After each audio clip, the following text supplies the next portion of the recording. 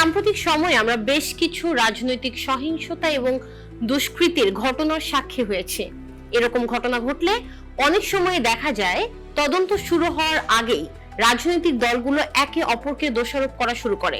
সামাজিক যোগাযোগ মাধ্যমে তখন ছড়িয়ে পড়ে কিছু নির্দিষ্ট ভাষা, আবেগী পোস্ট এবং আগে থেকে তৈরি করে রাখা গল্প।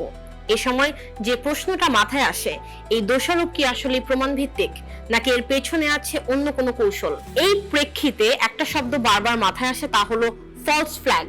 ফলস ফ্ল্যাগ শব্দটির উৎপত্তি হয় পুরনো নৌযুদ্ধ থেকে। এই শব্দটির অর্থ নিজে কোনো ঘটনা ঘটিয়ে বা ঘটতে দিয়ে তার দোষ অন্য কারোর উপর চাপানো। সেই সময় শত্রুকে বিভ্রান্ত করার জন্য জাহাজে তোলা হতো ভিন্ন কোনো দেশ বা গোষ্ঠীর পতাকা, যা দেখে বন্ধু বা মিত্রপক্ষের জাহাজ মনে হতো।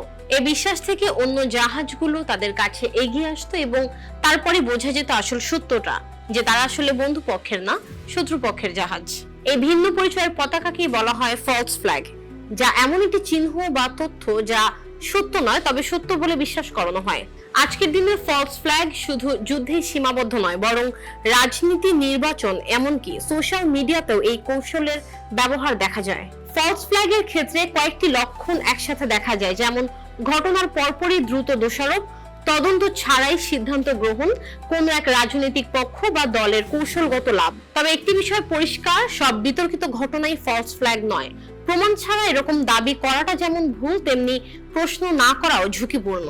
বিশেষজ্ঞরা বলেন, এ ধরনের ঘটনায় আবেগ নয়, বরং তথ্য, সময় এবং নিরপেক্ষ তদন্তই হওয়া উচিত মূল ভিত্তি। কারণ গণতন্ত্রের সবচেয়ে গুরুত্বপূর্ণ বিষয় হলো সত্য জানার সুযোগ। এ নিয়ে আপনার মতামত কমেন্টে জানান।